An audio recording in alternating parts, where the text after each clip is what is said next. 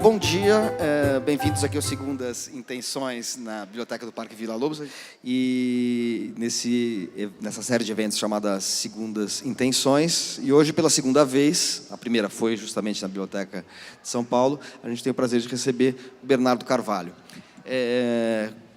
Com a diferença desta vez que ele acaba de publicar um novo romance chamado Simpatia pelo Demônio, né? Bernardo Carvalho é um dos autores mais importantes da literatura brasileira contemporânea, autor de vários livros, um livro de contos que foi seu livro de estreia chamado Aberração, ao qual se seguiram romances como As Iniciais, Teatro, Os Bêbados e os Sonâmbulos, Nove Noites, Mongólia, Reprodução, bom, enfim, é uma lista grande sobre a qual a gente vai falar aqui. E acaba de publicar Simpatia pelo Demônio, livro que deve ter sido lançado, deve fazer uns 15 dias, mais ou menos, né? Uns 15 dias, uns 2 meses, já tem tudo isso. E pedi para você falar no microfone. Então, Bernardo, já que temos um livro novo seu, queria começar por ele, né? O que é o Simpatia pelo Demônio? Este título que para muitas pessoas aqui certamente vai remeter a uma música dos Rolling Stones.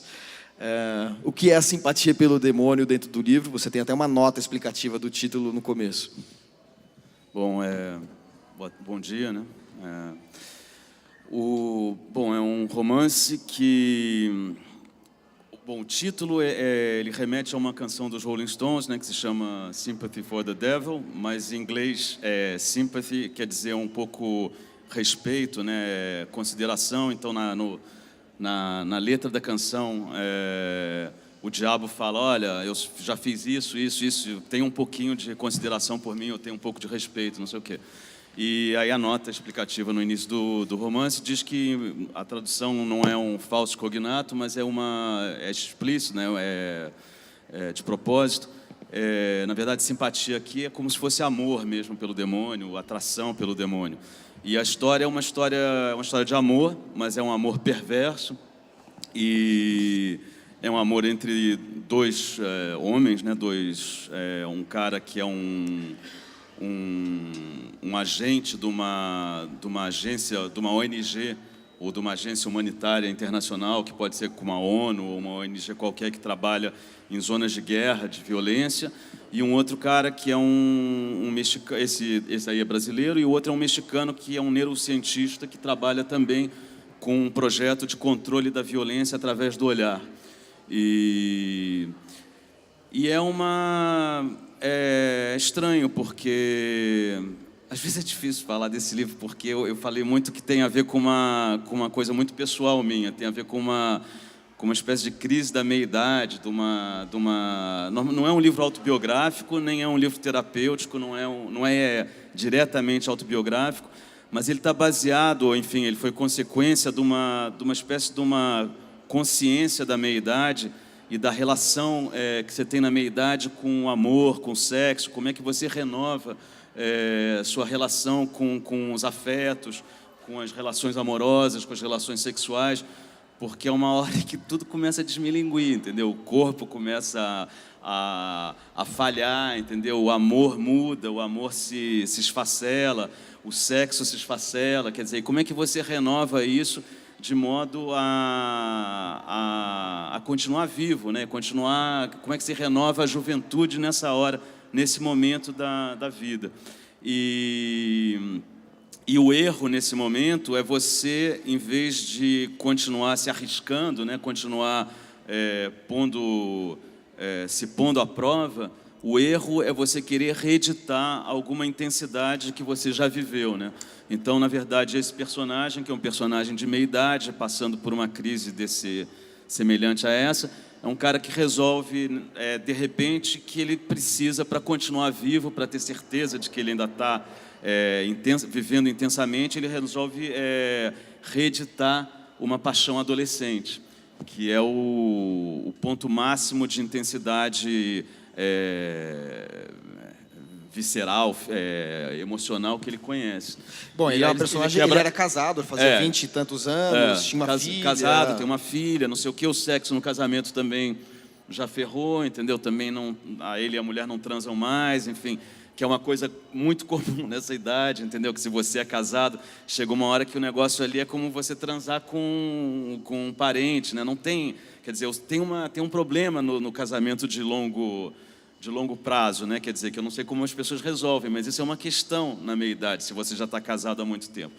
Então, esse cara é um cara que, para quem essas questões todas passam a ter uma premência muito grande, quer dizer, ele está dentro do casamento sem ter sexo no casamento, isso aí é equivalente à morte, né? Quer dizer, isso aí para ele é como morrer, e ele quer reeditar a vida, ele quer refazer a vida. Então tem esses elementos aí. Aí a outra coisa que eu acho que... Então isso seria uma dimensão íntima do romance, né? Quer dizer, seria o núcleo central, que é essa relação amorosa, perversa, porque esse cara está totalmente fragilizado, né? Ele quase se fragiliza conscientemente para poder viver novamente uma paixão, porque essa paixão adolescente, todo mundo já deve ter passado por isso, é um estado de vulnerabilidade absoluto, né? Quer dizer, quando você fica totalmente na mão da paixão e isso daí ao mesmo tempo te dá uma vida incrível, né? Uma potência, uma sensibilidade incrível, isso daí te põe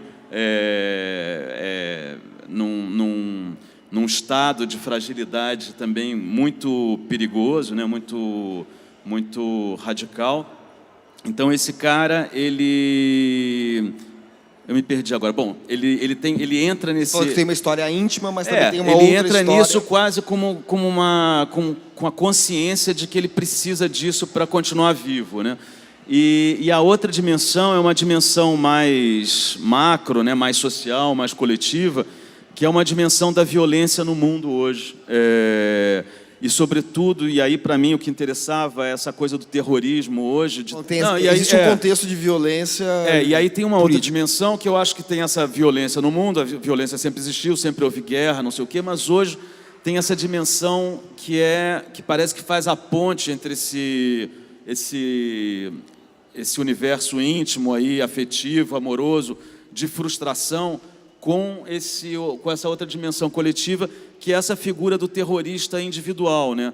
Desse cara que é um indivíduo que, na verdade, ele não pertence a grupo terrorista nenhum, mas ele vai lá e comete um ato terrorista e depois reivindica que fez esse ato em nome de tal grupo, sei lá, Estado Islâmico ou o que seja.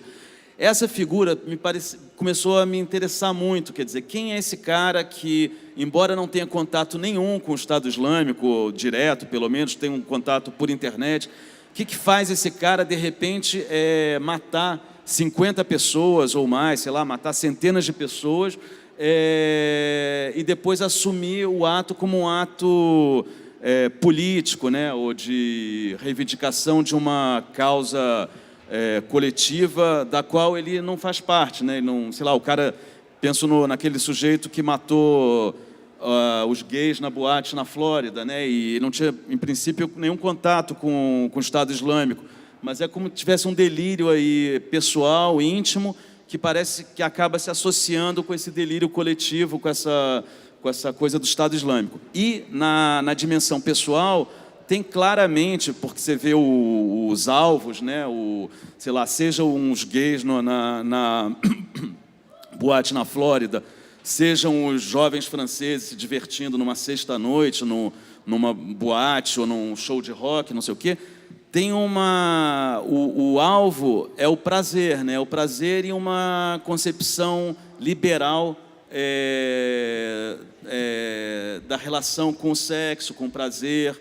É como se fosse uma espécie de frustração que precisasse eliminar o prazer do outro, né? O prazer do outro é insuportável. E aí, para mim, parecia que era muito interessante, porque isso também tem no cara da meia-idade, que é o cara que perdeu o prazer que o jovem continua tendo. Então, é quase como se fosse esse cara que potencialmente poderia ser também um terrorista, porque é o cara para quem o prazer do outro, né, o prazer que continua no mundo, que continua dando vida à juventude, é um prazer insuportável, né, porque é o sinônimo de uma perda, né, da morte dele, né. Então, quer dizer, eu não tenho essas coisas completamente conscientes, porque o livro não é uma tese, não é uma ilustração de uma tese que tivesse sido previamente desenvolvida, mas ele é um pouco como se fosse uma pesquisa, resultado de uma perplexidade em relação a esses dois universos, macro e micro, coletivo e individual, relacionados ao desejo, ao prazer, à frustração, enfim, e à violência, sobretudo. E talvez faltou só para tornar clara essa trama, que a personagem principal, que é o rato, né? Você pode até explicar de onde vem, porque na verdade as duas pessoas envolvidas é rato e o neurocientista é chamado de Chihuahua, em minúscula mesmo, como uma relação com um nome tirado do cachorro, né? Imagino. Daí assim, né? Ele não tem nome próprio, não aparece o nome próprio. E o rato é o personagem principal desse autor de uma tese sobre, enfim, também sobre questões de violência em conflitos contemporâneos. E que no começo essa agência dele, ele é demitido da agência, um pouco pela ruína desse relacionamento que ele manteve e que vai ser lembrado retrospectivamente. Ele é demitido e vai fazer uma coisa que foge dos protocolos dessa agência, que é ir pagar o resgate de um refém, desses reféns que a gente vê na internet ou nos jornais, que são executados pelas brigadas do tipo Estado Islâmico, né? Coloca o cara de joelhos no macacão laranja, ele manda uma mensagem ditada pelos terroristas e depois ele é degolado ou, enfim, assassinado. Em geral, as instituições governamentais e correlatas não pagam resgate para esses reféns, dependendo do caso, justamente para não fazer o jogo, para não, enfim, premiar, de certa maneira, a ação do sequestro, né? Um pouco como a polícia faz aqui também, muitas vezes, né? Aqui no Brasil, em relação a sequestros comuns. Só que essa personagem, o rato, está indo lá para pagar um refém. E daí acontece uma cena que não tem problema contar, porque inclusive está na orelha do livro, destacada. Enquanto ele está lá, depois que ele deixou o dinheiro lá, enfim, tem todo um trecho, ele está no quarto de hotel dele, pronto para voltar, quando tem uma explosão e ele encontra dentro do quarto dele um cara, um típico homem-bomba, né, ferido e cheio de... E ali ele começa a conversar com um cara em português, o cara não entende bolhufas, porque, enfim, eles não estão falando inglês, que é uma língua, né, uma língua franca ali. Ele está contando em inglês, e ao falar em português, ele conta um pouco essa história desse encontro com esta outra personagem. Quer dizer, você pegou um ponto de tensão máxima, né? Assim, você num lugar assolado pelo terrorismo, você com um homem-bomba ao seu lado, para fazer disso um ponto enfim, de rememoração. É como uma espécie de momento em que você faz uma retrospectiva, aquele chavão, né, não o livro é um chavão, que eu vou falar um chavão. Você, na hora da morte, você vê toda a sua história num relance, né? Você utiliza essa técnica narrativa, né? Na verdade, o personagem principal, que se chama o Rato, quando começa o livro, ele é mandado por uma missão num lugar que não é nomeado, mas que é facilmente reconhecível como Síria, Líbia, ou que seja um lugar de guerra de guerrilha, né, com milícias, diversas milícias que se combatem entre elas, uma guerra muito confusa. E é claro que essa missão, fora ela não ser protocolar e contradizer os estatutos dessa agência humanitária para a qual ele trabalha, é uma missão claramente suicida. Só que você não sabe por que ele aceita essa missão. E você não sabe por que ele aceitou essa missão. Quer dizer, tem alguma coisa de uma dimensão pessoal, que você vai saber ao longo do livro, que faz com que ele queira ir para esse lugar.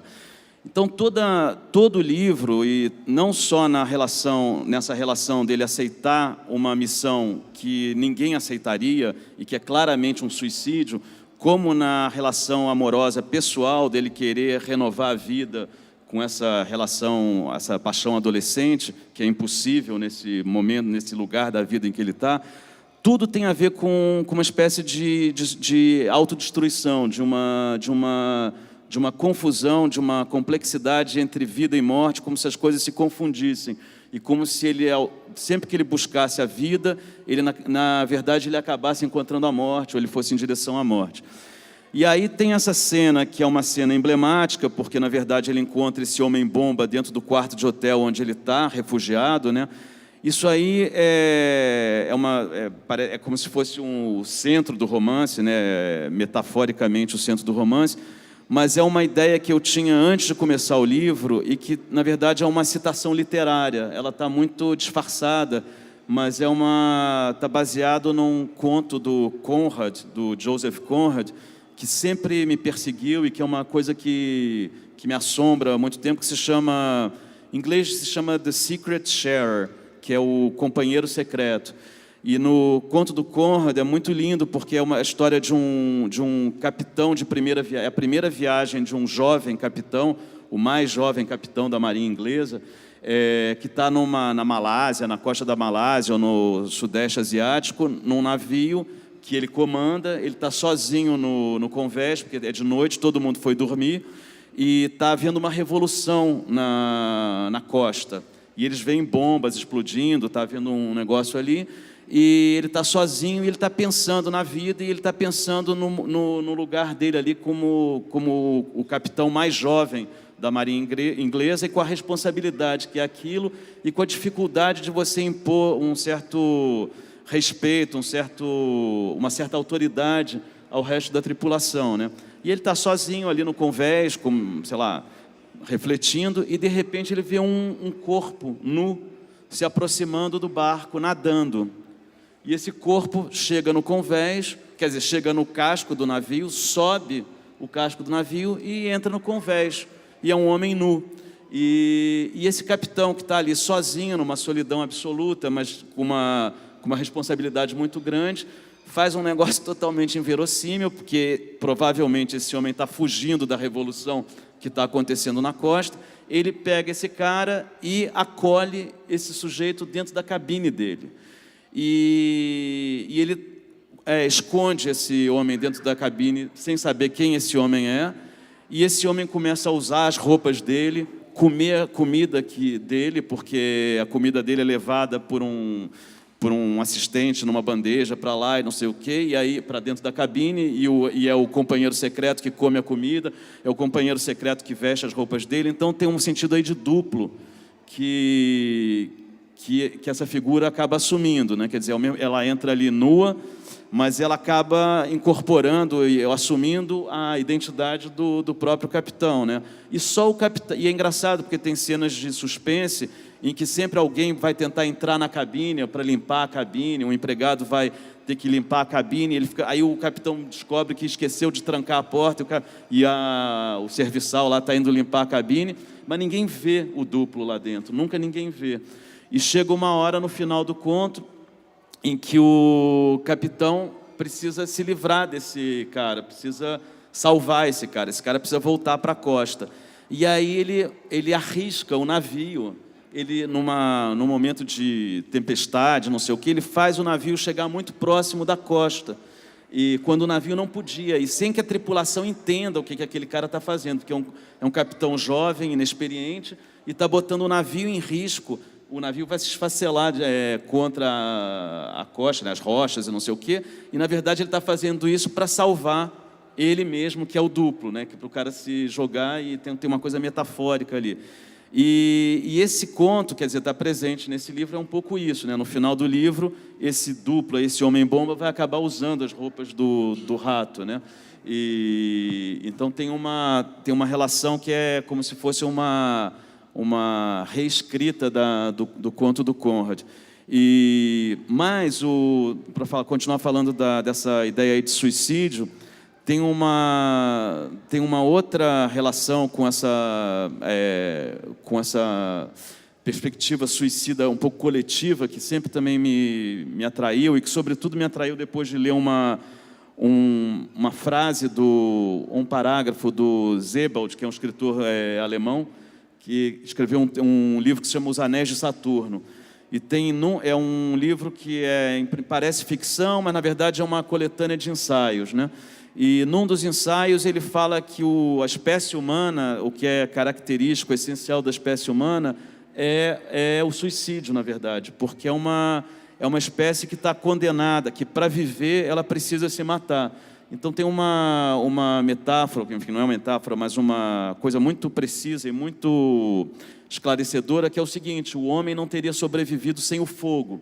Se ele não tivesse descoberto o fogo, não teria possibilidade do homem pré-histórico sobreviver, por exemplo. Teria sido o fim da espécie desde o início. Só que o fogo é queima de combustível fóssil.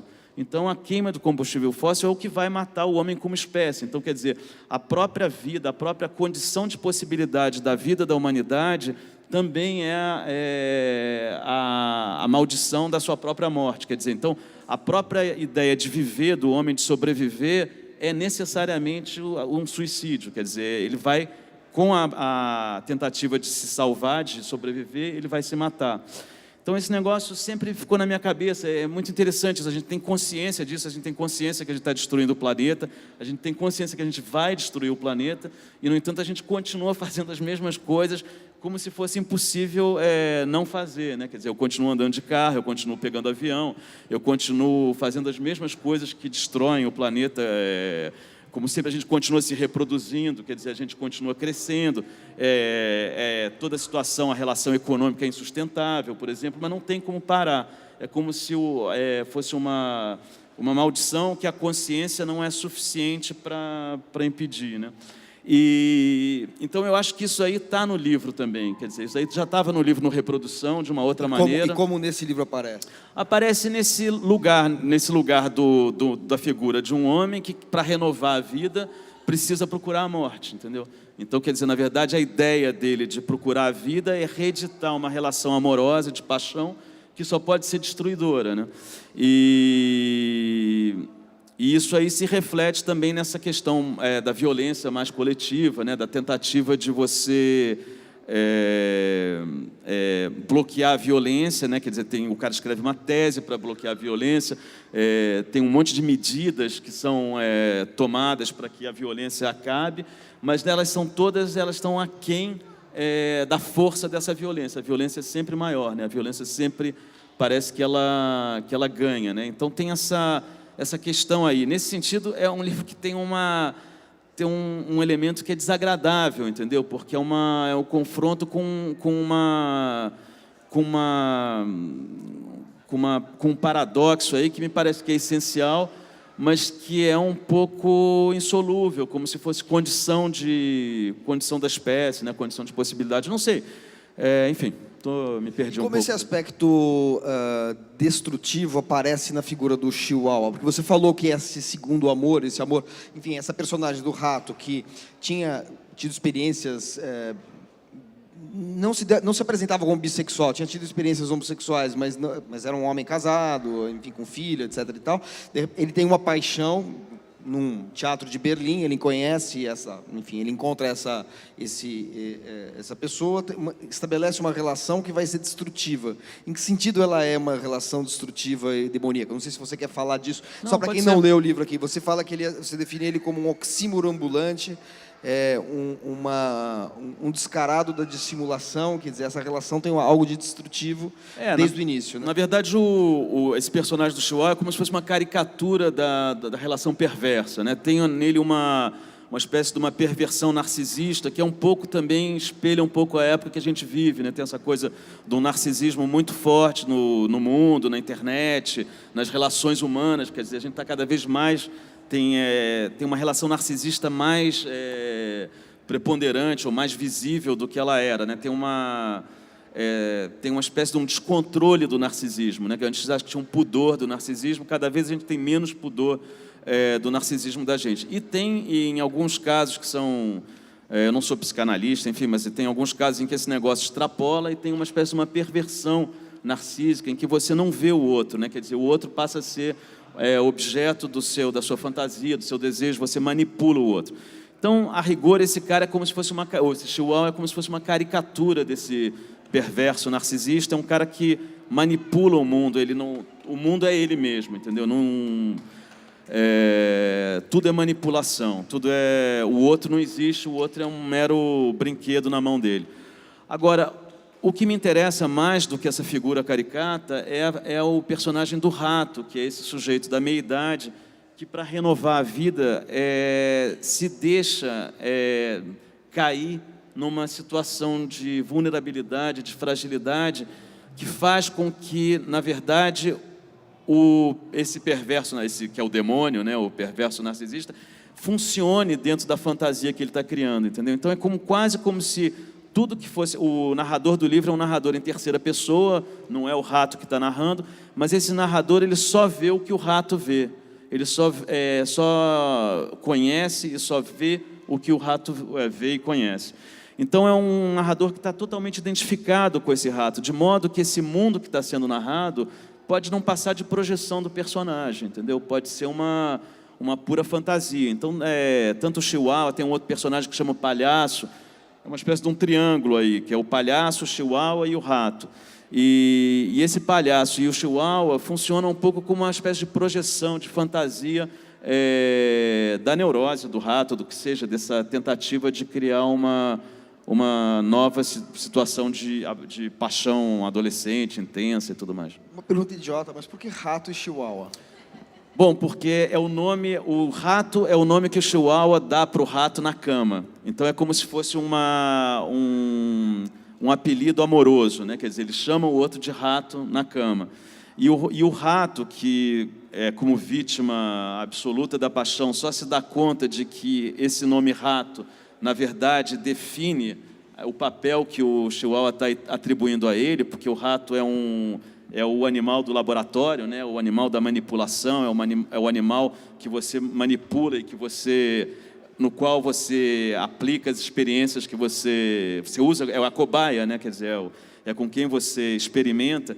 Então o rato só se dá conta disso um pouco quando já é um pouco tarde, né? Quando na verdade, que ele foi apelidado, ele é o ratinho na cama, né? Mas o ratinho é o animal de laboratório. E, de fato, o Chihuahua trabalha com pesquisa de neurociência e tudo mais. E o Chihuahua, na verdade, é uma vingança do rato, depois de se dar conta da esparrela na qual ele caiu. É uma vingança porque, na verdade, o Chihuahua também se autodenominou na cama, ele também tinha um apelido que ele se deu na cama, na fantasia, que era Raposinha. Ele queria ser chamado de Raposinha na cama. E também o rato não se deu conta imediatamente de que esse apelido também tinha uma conotação perversa, porque a raposinha é o animal do engodo, né? do engano, é o animal que... É o animal perverso, né? O animal que engana, que mente, que trai, e é a inteligência absoluta, né? Então, quer dizer, na verdade, o Chihuahua deu nomes... para a relação amorosa, sexual deles, quer dizer, nomeou aquilo. Os nomes, o significado desses nomes definem qual é a relação. Na verdade, é um rato na mão da raposinha. Então, nesse sentido, o livro também tem um elemento de fábula, que era uma coisa que eu queria que ficasse definida desde o início, que, embora seja uma escrita hiperrealista, quer dizer, muito objetiva, muito direta e clara, eu queria que o leitor entendesse que, para entrar nesse livro, e a primeira parte do livro se passa num lugar de guerra, numa zona de guerra, que pode ser Síria, Líbia, ou o que seja, mas eu queria que o leitor, e é descrito numa linguagem quase jornalística, eu queria que o leitor entrasse aí entendendo que isso daí não é um realismo absoluto, que, na verdade, ele está entrando num mundo da ficção, e que é um mundo da ficção como reflexão e como parábola, como fábula. Então, na verdade, os personagens terem esses nomes da perversão do Chihuahua, do desejo,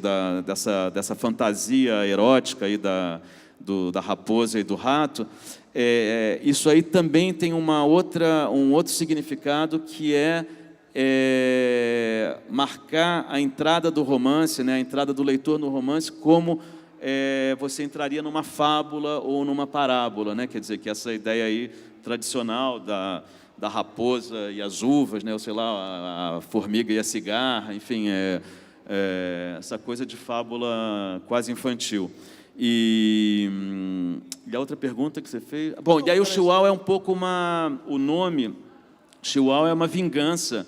É como se o rato tomasse a fábula para si e renomeasse a raposinha como Chihuahua, como um nome que denegrisse a imagem do amante, né? Então, e que tem uma dimensão real também, porque o Chihuahua é mexicano e ele vem da região de Chihuahua, que é uma região do norte do México, perto da fronteira dos Estados Unidos.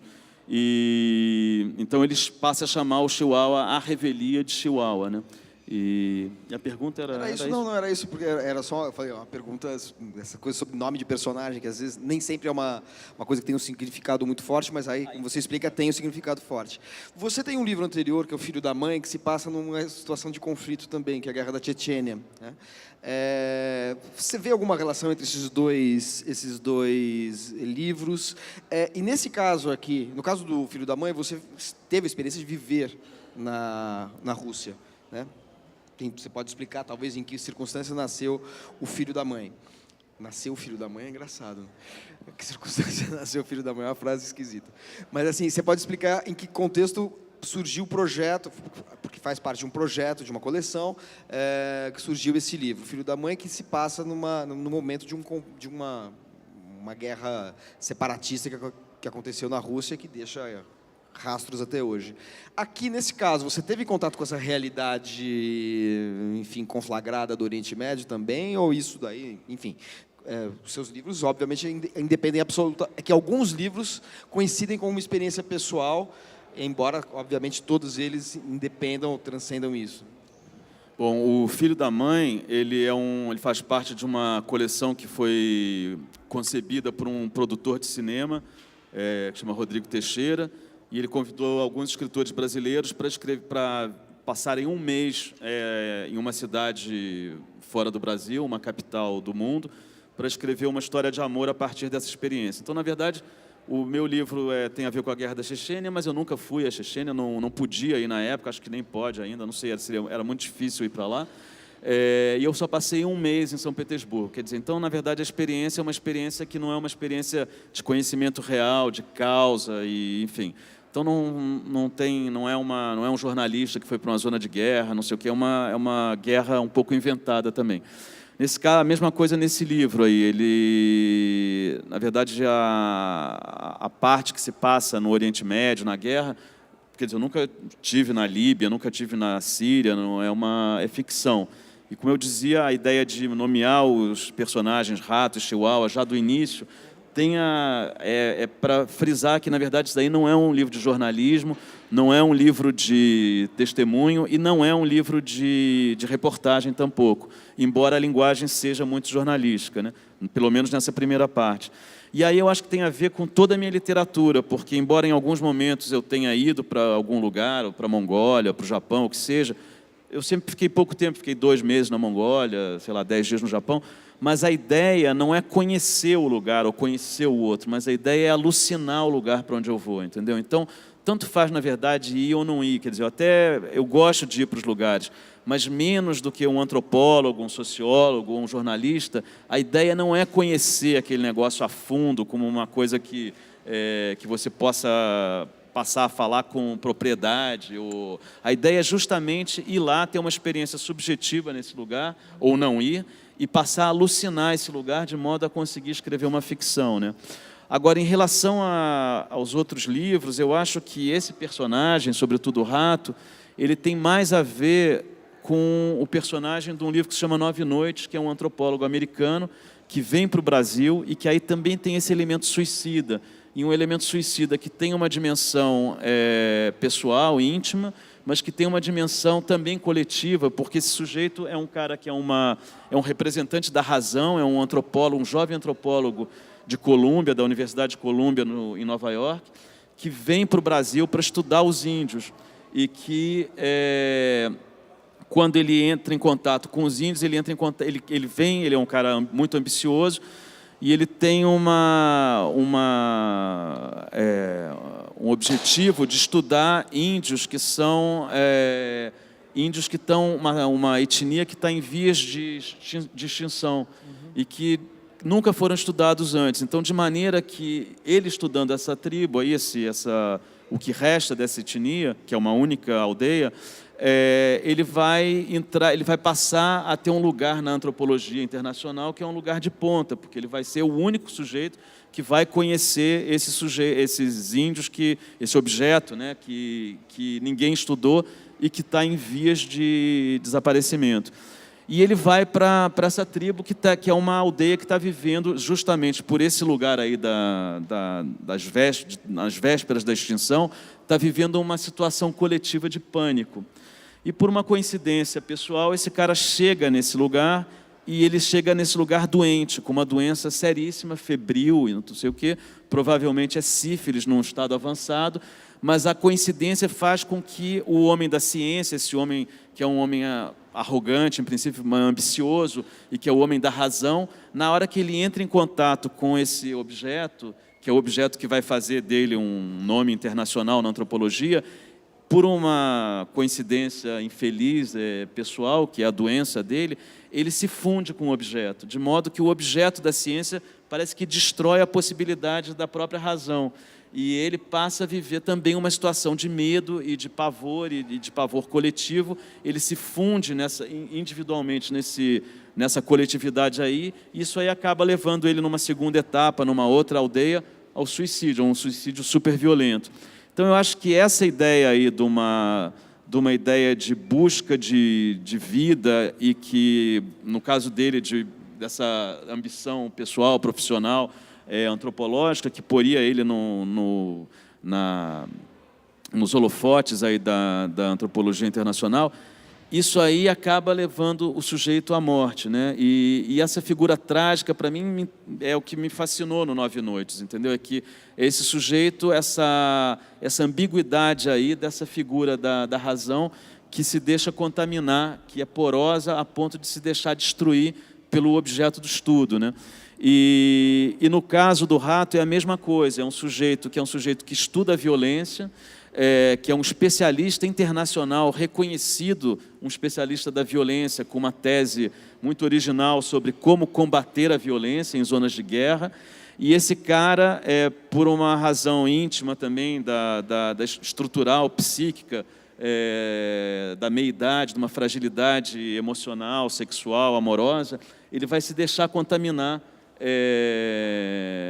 pela violência e por uma violência que é a mesma violência que ele combate, que é a violência como desse sujeito do terrorista que individualmente vai e ataca uma boate, mata centenas de pessoas num fim de semana, enfim. Então, se há alguma conexão, eu acho, desse livro, é mais com o Nove Noites, e sobretudo por esse personagem aí. Perfeito. Vocês têm alguma pergunta para o Bernardo? Se tiverem, eu só pediria que façam usando o microfone, porque a gente tem a gravação. Então, se alguém tiver, por favor, avisa, porque daí eu peço para levar o microfone. Você falou Nove Noites, e eu tenho a sensação de que o Nove Noites marca uma espécie de transição da sua obra, né, para uma narrativa mais... as iniciais, por exemplo, o teatro, são narrativas que têm uma ou então Medo de Sádia, são narrativas... Se bem que Medo de Sádia é de posterior, né? Não, é anterior ao Nove Noites. São narrativas em que a própria identidade das personagens o tempo todo é meio móvel. Você não sabe exatamente... O leitor tem uma sensação de que a realidade está fugindo diante dos seus olhos. Há uma espécie de troca de identidades, há uma espécie de jogo mental, cerebral dentro do romance, né? E a partir do Nove Noites a gente vê que a sua obra envereda por uma narrativa em que esse tipo de instabilidade de identidade das personagens dá lugar a uma narrativa mais de uma ansiedade, de uma busca por alguma elucidação ou de alguma obsessão, como é no caso do Nove Noites, como no caso de Mongólia. Mas as identidades das personagens não são tão intercambiantes mais, né? Eu acho que talvez a mudança para o Nove Noites talvez tenha acontecido por ter uma impressão de um ponto de vista do narrador e da narrativa mais objetivo, talvez. Mas eu acho que isso é ambíguo, porque nesse livro, inclusive, eu acho que tem, embora eu acho que em relação ao personagem a conexão maior é com o Nove Noites, eu acho que há alguma coisa nesse livro que retoma essa minha literatura que era anterior ao Nove Noites. E eu acho que a dificuldade dessa minha literatura em geral, e que eu acho que tem sobretudo hoje, em que parece que há uma prerrogativa e uma exigência de que a boa literatura, na verdade, talvez isso tenha a ver com a internet, tem a ver com a relação, inclusive narcisista, que a gente estabelece com o mundo e que tem um pouco a influência da internet.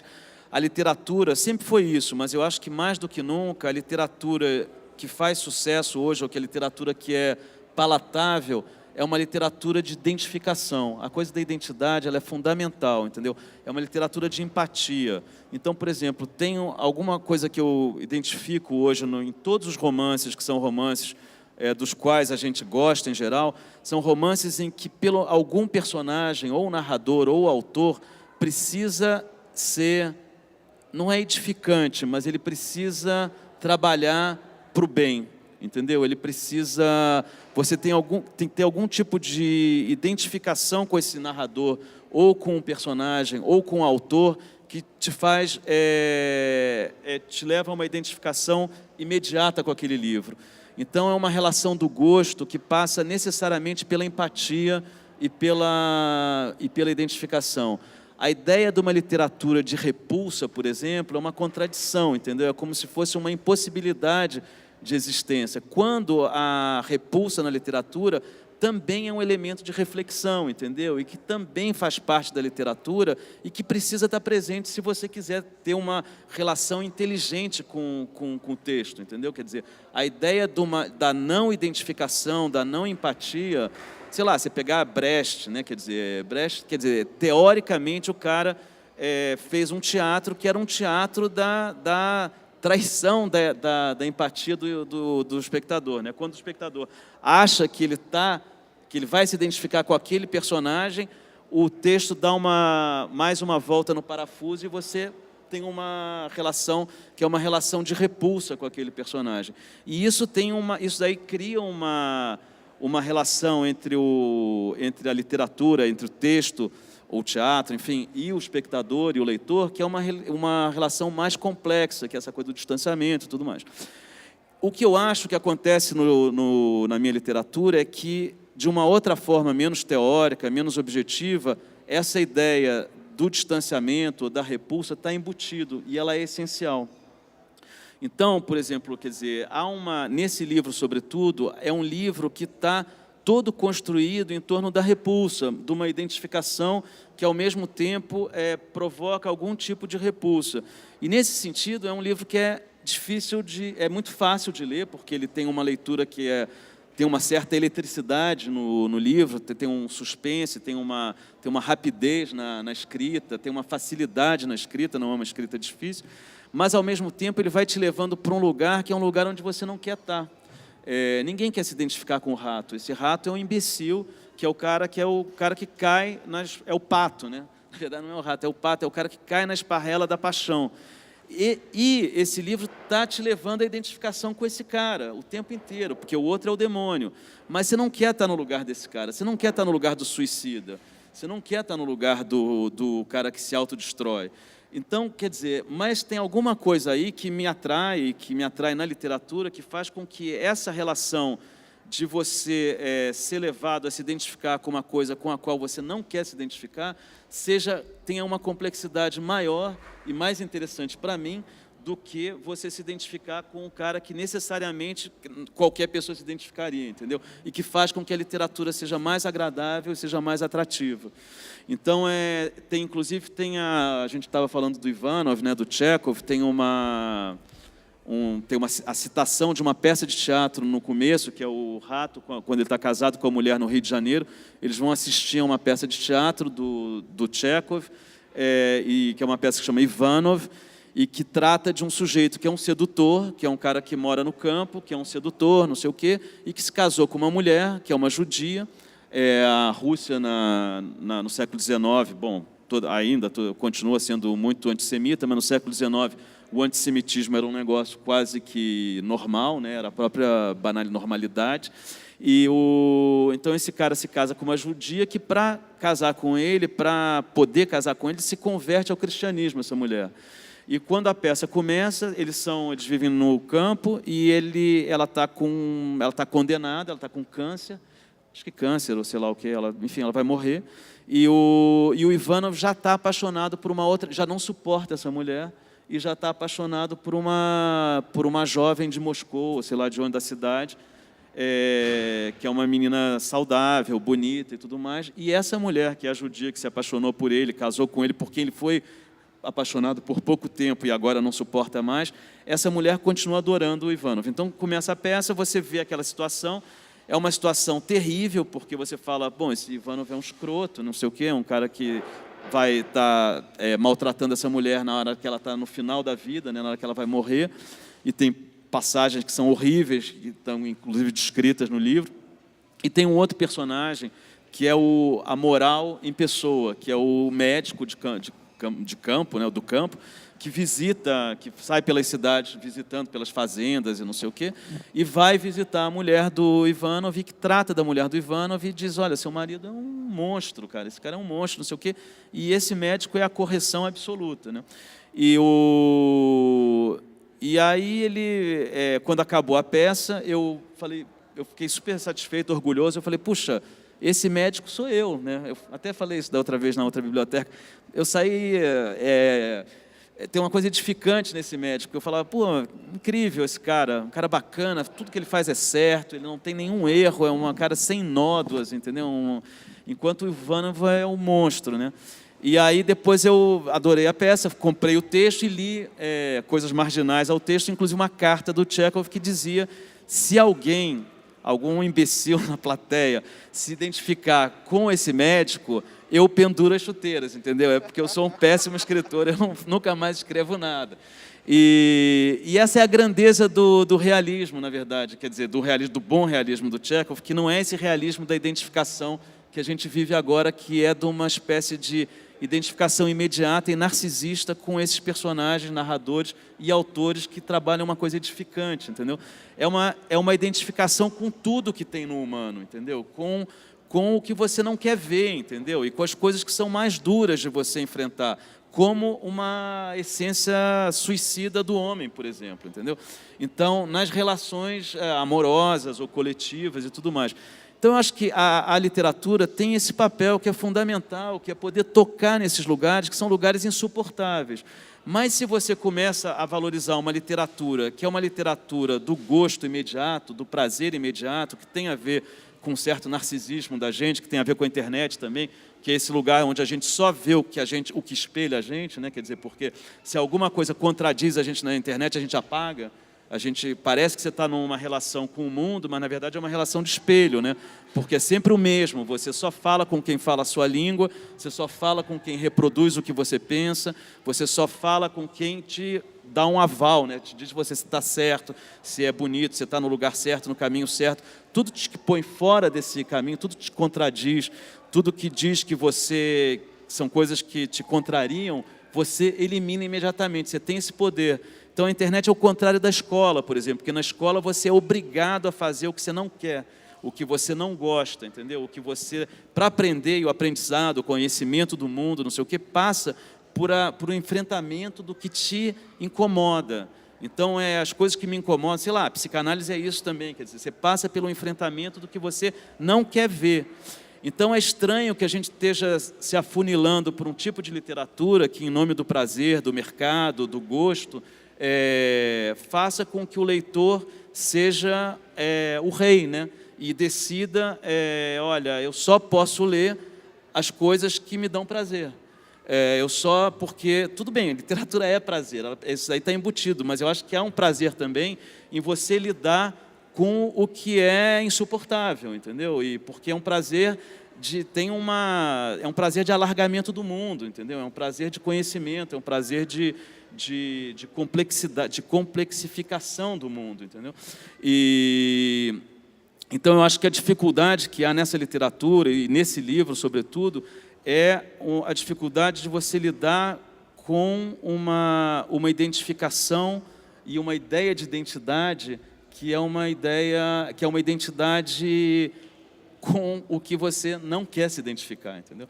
Então, eu acho que você estava falando de identidade nos outros livros, mas eu acho que essa figura da identidade ela é fundamental em toda essa literatura. Só terminar uma coisinha, e a outra coisa que eu acho que é curioso também, é que a gente estava falando quando uma perspectiva culturalista da literatura, a literatura acabou sendo reduzida também à expressão de um autor, né? Então, que também tem a ver com uma ideia de identidade, que é uma ideia muito reduzida da identidade. Quer dizer, se eu sou gay, se eu sou negro, se eu sou mulher, ou o que seja, eu só posso fazer uma literatura que está identificada com o que, a priori, um negro, um gay ou uma mulher podem escrever, entendeu? Isso passa por passa por um monte de coisas. Quer dizer, a minha literatura, cada vez ela está encontrando mais dificuldade fora do Brasil, porque ela não se identifica pelo olhar do estrangeiro com o que ele espera de um autor brasileiro, por exemplo, entendeu?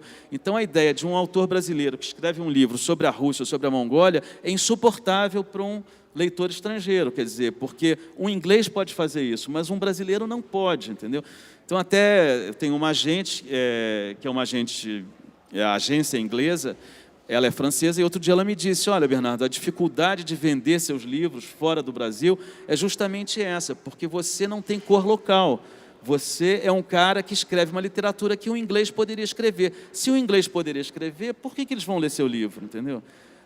Eles vão ler o livro do inglês, claro, entendeu? Então tem uma ideia reducionista de que a literatura ela está mais fora do texto do que no texto, né? Não importa o que é o texto. Você acha que isso acontece mais fora do Brasil ou igualmente no Brasil? Não, acontece sempre, mas assim, o que é curioso é que o vício dos estudos culturalistas e da perspectiva culturalista da literatura foi reduzir o texto a um segundo nível, entendeu? Não importa o texto, o que importa é o autor e quem que esse autor representa, né?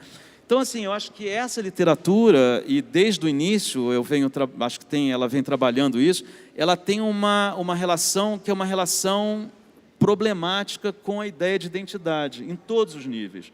Desde o nível da identidade do prazer, né, imediata, dessa identidade sem mediação, né, que você se identifica com os personagens, ou com o narrador, ou com o autor, imediatamente, entendeu? Numa relação de prazer quase narcisista, de espelho. É uma literatura que que recusa isso aí, com isso ela cria uma dificuldade na relação com o leitor também. E é uma literatura que também embaralha as cartas na hora em que você tenta fazer reduzir essa literatura a uma expressão da experiência do autor, né? Seja ele gay, negro, brasileiro, o que seja. Entendeu? Então, eu acho que o princípio dessa literatura inteira, e isso aí é a minha armadilha, quer dizer, mas é o lugar de onde eu não posso sair porque sou eu, entendeu? Quer dizer, tem uma identidade aí também, com esse lugar de uma problematização e de uma dificuldade com a ideia da identidade, e com uma vontade de usar a literatura como um campo e um terreno de reflexão sobre todos esses aspectos da identidade. E, enfim. Não, tudo bem.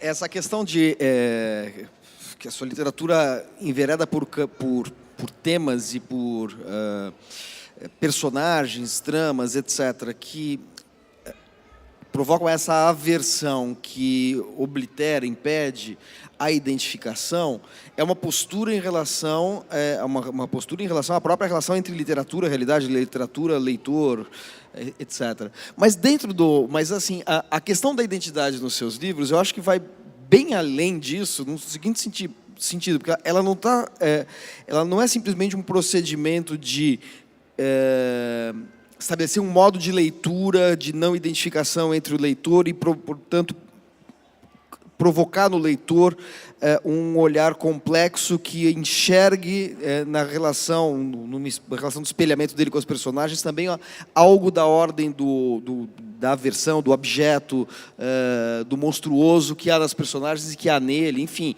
essa relação de empatia com o negativo que você estabelece, simpatia pelo demônio, que você estabelece entre o seu leitor e seus personagens. Mas também tem uma reflexão sobre a questão da identidade assim, das identidades pessoais, não culturais, não de gênero, nada disso, das identidades pessoais, na primeira fase da sua obra, se a gente puder dizer assim, tem uma questão de uma instabilidade, muitas vezes, que se manifesta estruturalmente. Às vezes você está lendo um livro, você não sabe quem são os personagens. Ou você está lendo um livro que a segunda parte desfaz a primeira. Sei lá, você lê Medo de Sade. É um livro que tem um jogo, parece que a gente está lendo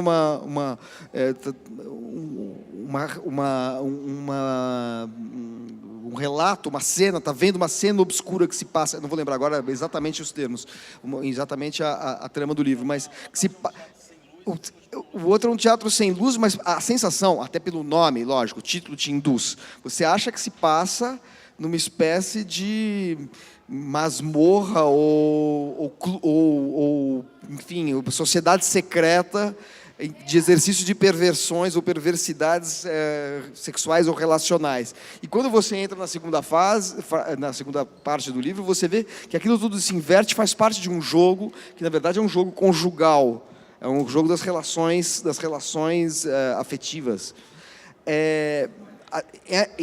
As iniciais de teatro também esta instabilidade da própria matéria ficcional. Você está lendo uma coisa e você leitor, você está lendo uma coisa e depois essa coisa não é a coisa que você estava lendo.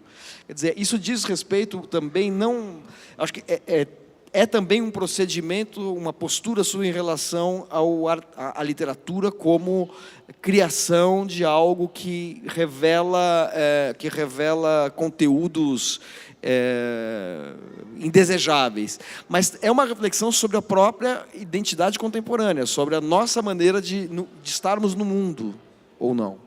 Não, eu acho que é isso. Eu acho que essa literatura ela fez um arco, assim. Eu acho que a questão da identidade ela está sempre presente, ela vai voltando de formas diferentes, entendeu? Então, por exemplo, nesse último livro, acho que tem uma construção de personagem que é muito forte. Quer dizer, os personagens eles existem mesmo e eles são do começo ao final. Tem uma evolução desses personagens.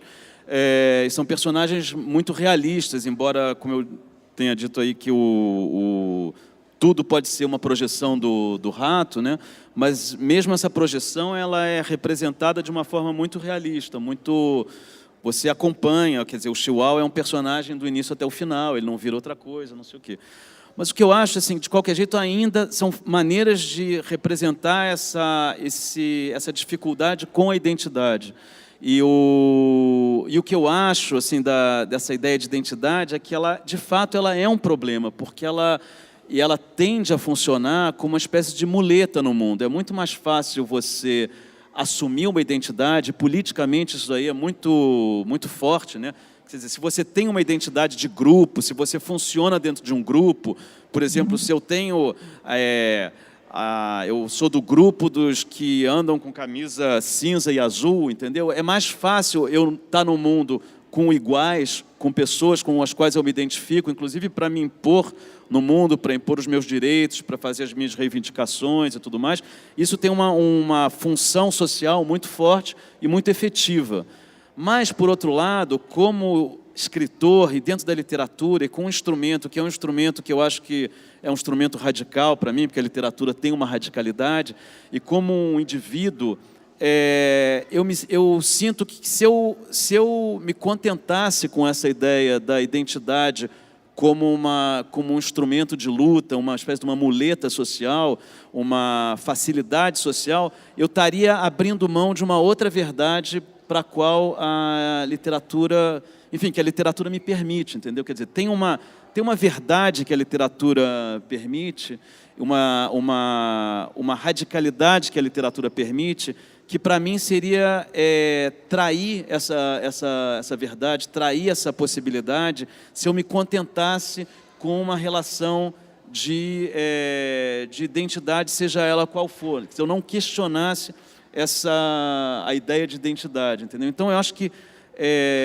desde da identidade com o leitor, quer dizer, então essa provocação com o leitor o tempo inteiro de não lidar com a coisa da empatia, né? Com a facilidade da empatia de criar um texto e um espectador que seja empático com o leitor para uma conquista, para que eu seja mais lido ou que seja, enfim. Embora tenha uma outra relação, que é uma relação um pouco de criança minha, porque é óbvio que eu quero ser lido por um monte de gente, entendeu? Mas eu pressuponho que o leitor tem, como eu, tem interesse nesse tipo de questionamento da identidade, por exemplo, entendeu? Quer dizer, seria para mim trair uma verdade, uma espécie de uma, não sei, de um destino aí meu, entendeu? Quer dizer, do que eu posso fazer na literatura seria trair isso, não escrever os livros que eu escrevo, entendeu? Escrever livros que fossem diferentes desses livros, porque esses livros não, sei lá, o leitor não se identifica com esses livros, por exemplo. Então, eu acho que, quer dizer, a questão da identidade ela é capciosa aí, porque ela, ao mesmo tempo que ela é para mim fundamental, e a literatura me permite tocar nessa questão da identidade de uma forma que talvez nenhum outro meio permitiria, entendeu? Ela tem e é uma questão essencial para mim, tanto que eu venho insistindo nela de diversas formas, seja como você falou nos livros do início, seja agora nesse Simpatia pelo Demônio de uma outra maneira. Mas isso aí é muito fundamental. É como se eu fosse como uma criança que chega no mundo e não entende direito o que é ser uma pessoa, entendeu? Ser uma pessoa é mais complicado do que aquilo que dizem para você que é ser uma pessoa. E essa criança diz assim, eu não estou contente com essa explicação, entendeu? Essa explicação do que é ser uma pessoa, do que é ser um indivíduo, não me satisfaz, ela não é suficiente. E eu tenho um instrumento para investigar e para botar essa ideia em questão. E esse instrumento, para mim, é a literatura. Então, eu acho que seria uma traição íntima, pessoal, enfim, eu não assumir esse lugar, entendeu? Eu não fazer esse tipo de literatura. Embora eu acho que isso aí cria uma espécie de uma fricção, entendeu? De uma fricção que é um misto de prazer e repulsa, né? E é estranho, porque em relação a esse livro, as pessoas que eu conheço têm tido reações muito viscerais, entendeu? Viscerais e que, para mim, totalmente imprevisíveis e inesperadas. E eu nunca vi isso, mas assim, tem... De que tipo? De que tipo? De uma amiga falar para mim, acabei de ler seu livro e começar a chorar muito. Quer dizer, aquele negócio tocou nela em algum lugar ali que eu não sei que lugar é esse, mas que tem um canal de comunicação entre esse choro dela e o meu inconsciente, entendeu? Que eu não domino, mas que esse livro provoca, entendeu? Ao mesmo tempo cria indiferença, não sei, quer dizer, é um livro ele é de extremos, entendeu? Ele é radicalmente, tem provocado reações radicais, gente que diz assim, poxa, é claramente seu melhor livro, de longe, sabe? E gente que diz, cara, é a coisa mais horrível que eu já li na vida, entendeu? É péssimo, não sei o quê. Então, assim, isso daí cria em mim a reação que eu tenho a essas reações é muito visceral também. Eu nunca tive com um livro uma expectativa e uma relação tão visceral como eu tive com esse. Então, nos outros, as pessoas podiam dizer para mim, é maravilhoso ou não é, e isso aí podia ser legal, podia ser indiferente, e com esse é como se cria uma certa uma vibração, um negócio estranho. Tem um monte de coisa inconsciente nesse livro que eu não consigo determinar, mas é um livro ao qual eu tenho vontade de voltar sempre, coisa que não acontece nos outros, por exemplo, de abrir o livro ao acaso, e porque parece que eu sempre tenho coisas ali que eu posso descobrir e como se eu não tivesse escrito essas coisas, entende? Tem uma coisa estranha. Então, às vezes, eu reabro o livro numa página e falo, nossa, que estranho isso aqui que está sendo dito aqui, interessante, é como se tivessem coisas ali que eu pudesse descobrir como se fosse um outro autor que tivesse escrito. E para mim teve uma indicação de uma coisa também muito especial em relação a esse livro, quando eu estava escrevendo, que eu tinha medo de morrer na rua antes de acabar o livro. Então eu saía de casa com um certo frisson assim, eu falo, eu não posso ser atropelado hoje, entendeu? Porque eu preciso acabar esse livro, mas eu posso ser atropelado depois, mas antes eu preciso voltar para casa e acabar. Então era uma coisa que eu saía na rua com medo, porque como se eu tivesse com uma síndrome de pânico pequena, né, específica do tempo da escrita, né? Como se eu estivesse escrevendo a Bíblia, sabe? Assim, tivesse que acabar o livro porque tinha uma importância ali que eu não podia... Enfim, eu não podia morrer antes de terminar. Quer dizer, já que você falou em Bíblia, você me contava um pouco antes da gente começar aqui que houve certas reações ao título, né? Não, é engraçado. Quer dizer, entre essas reações viscerais para o bem e para o mal, eu vi coisa na internet, site... gente dizendo um livro com esse título é ilegível, eu não posso ler um livro com esse título, entendeu? Que é Simpatia pelo Demônio. Então é estranho, porque é uma coisa que para mim era impensável que alguém pudesse reagir contra um livro por causa do título e porque no título tivesse o nome demônio. É tão estranho isso, mas eu não sei se isso é uma coisa que sempre houve ou se isso tem a ver com o Brasil que a gente está vivendo hoje, e que a gente vai viver cada vez mais, infelizmente, mas me pareceu uma relação de empobrecimento com a literatura e com a cultura em geral muito chocante, né? Quer dizer, que você possa deixar de ter interesse por um livro porque no título tem a palavra demônio. Enfim, mas talvez isso daí seja pontual também, isso aí não represente muita coisa, né? Alguém tem perguntas, por favor, se tiver alguma... Ali ao fundo, por favor. Alguém mais tem perguntas? Só para depois eu... Tá bom, então ela faz a pergunta. Bom dia. A minha pergunta é mais relacionada ao processo da escrita em si, porque no momento que a gente vive, onde o tempo todo somos interrompidos por mensagens de WhatsApp, Facebook, é muito estímulo e, ao mesmo tempo, há uma curiosidade nossa em checar se tem alguma coisa nova, se tem alguma mensagem. E como se blindar disso para realizar o ato da escrita, que é um ato muito solitário e que exige muitas horas de dedicação, de concentração, né? E como é lidar também com a própria solidão do ato da escrita, que exige justamente esse isolamento. Enfim, são questões que me afetam de alguma forma e eu queria saber como é isso para um escritor. Olha, eu acho, assim, praticamente existe um aplicativo, um software que você põe no seu computador e que ele te desconecta do mundo por quantas horas você decidir e é irreversível. Então, se você quiser escrever um livro durante 8 horas, não sei o quê, você pode pôr aquilo, existe isso, parece que você pode baixar isso no seu computador, você aperta aquele negócio e por mais que você se arrependa no meio do caminho, não tem como voltar atrás. Vai ser só daqui a 8 horas que você vai conseguir se reconectar com o mundo. O que eu acho, assim, é que eu acho que existem escritores e escritores, entendeu? Então, existem escritores que precisam de um isolamento absoluto e outros que precisam de um isolamento relativo. O meu caso é o segundo, eu preciso de um isolamento relativo. Eu não tenho por exemplo, se você me puser numa casa no campo, sem nenhum contato com nada que seja humano, eu fico paralisado, eu não consigo escrever, eu começo a girar em falso. Então eu preciso de algum contato com o mundo e, sobretudo, eu sou um cara de grandes cidades, entendeu? Então, por exemplo, até quando São Paulo, Brasil, eu estou viciado eu estou numa relação viciada, desagradável com o lugar onde eu vivo, de onde eu venho.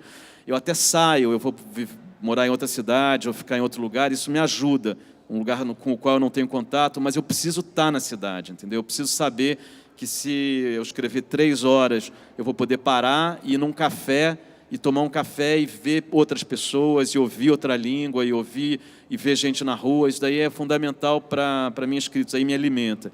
Então, acho que é uma coisa relativa. Agora, de fato, eu acho que há uma espécie de uma histeria nessa distração que a internet acabou determinando estruturalmente na vida da gente.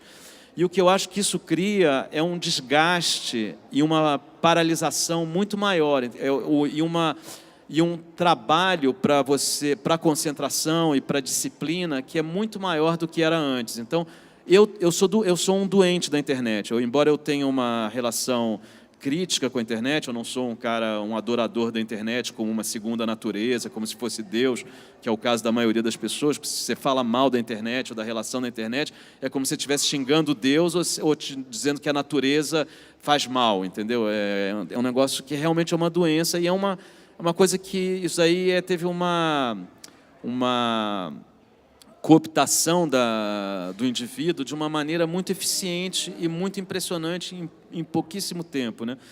E eu tenho uma doença com a internet. Eu sou um viciado na internet. Então eu não consigo. Eu consulto meus e-mails a cada 20 minutos. Eu não consigo ficar sem consultar e-mail. É uma coisa, mesmo escrevendo. E eu não uso esse software que me bloqueia a internet. Então, eu acho que o que acontece nisso é que você tem um trabalho em dobro. O desgaste é em dobro também. É esse que é o negócio. Tem uma loucura aí, um sofrimento em dobro na relação com a escrita, com a disciplina, com a concentração. E isso não é só na literatura, mas na vida, eu acho. Quer dizer, você... a sua relação com a informação, com o conhecimento, é uma relação muito mais superficial do que ela era e muito mais rápida e muito menos permeável, na verdade. Você entende menos as coisas, sabe? Parece que você está entendendo mais, mas assim, isso é claro na coisa dos comentários de internet. Se você escreve um texto, ninguém lê aquele texto. A pessoa já reage supondo que você representa uma pessoa de tal lugar ou de outro. Então, você é coxinha ou petralha, não sei o que. Então, a pessoa, não importa o que você escreveu ali dentro, ela já vai reagir em relação a uma ideia pré-concebida dela, porque ela não tem nem tempo de ler aquilo, ela não tem tempo reflexivo daquele negócio. E a internet não interessa também que ela tenha, entendeu? Quer dizer, as grandes corporações de internet não interessa que você tenha um tempo reflexivo e uma relação reflexiva com as coisas, porque a reflexão ela atrapalha a relação com a internet e ela atrapalha uma relação narcisista com a internet. Então, isso é curioso. E eu acho que a coisa do narcisismo, voltando à identidade, tem um negócio que para mim é chocante, porque eu acho que o calcanhar de Aquiles da gente, de todo mundo, é o narcisismo, entendeu? Tem um ponto ali que é a coisa do espelho, a gente não tem vacina para isso. É muito fascinante essa coisa de você, por exemplo, no dia da criança, botar o retrato de como você era bonitinho quando você tinha 3 anos de idade. É impossível você não fazer isso. É impossível você não se achar uma graça com 3 anos de idade e botar isso na página do seu Facebook, entendeu? E essa ideia tem eu não sei o quanto tem de perversão nisso das grandes corporações, mas tem uma inteligência essencial dessas grandes corporações capitalistas de internet, de tocar no indivíduo exatamente nesse ponto que é impossível ele reagir, entendeu? É impossível você negar esse negócio. Se te dão essa possibilidade, se te dão um canal para você botar essa sua foto, uma gracinha com 3 anos de idade no dia da criança, não tem como você não gostar desse canal. Não tem como você reagir a esse canal, você dizer que esse canal me faz mal, por exemplo. Esse canal é contra a minha reflexão, esse canal está me paralisando politicamente, por exemplo, esse canal está me deixando fora do mundo, sei lá. Não tem, é muito difícil. Ao mesmo tempo, quer dizer, esse é um lado da coisa, mas tem uma capacidade humana de reação, as coisas não são tão... Tem uma complexidade aí no negócio que são as ações da internet permitir também você ter ações políticas que são incríveis, que antes não havia, né? Por exemplo, você conseguir filmar uma polícia torturando uma pessoa na esquina e a polícia jurar que não houve tortura nenhuma e você botar isso na internet e as televisões abertas também jurarem que não houve tortura nenhuma e, de repente, está lá a situação na internet veiculada e é inegável. Então, tem um espaço aí desse meio aí que é muito potente e que pode ser usado para o bem também. Eu só acho que na relação, em geral, o que isso aí está cada vez mais produzindo é uma relação de identificação com o mesmo, e de reprodução com o mesmo, né? Isso aí você vê na discussão, né? É muito difícil você refletir e discutir. As pessoas estão dizendo, é um grande lugar de debate o mundo hoje, quer dizer, é médio, porque o debate não tem reflexão, né? Ele não é reflexivo, ninguém lê o texto, né? Você xinga, e o que aparece não é o texto, a reflexão também é muito difícil dessa reflexão aparecer e ser lida. Quer dizer, agora se vocês falar filho da puta, isso aí na hora vai aparecer. E se você disser filho da puta e depois explicar por que você está dizendo filho da puta, e que faz todo sentido você dizer filho da puta, ninguém vai ler a explicação. O que importa é o filho da puta, porque isso aí tem visibilidade. Então isso é interesse. Tem algum interesse nesse negócio. Isso aí mostra que, na verdade, não é um lugar do debate e da reflexão, né?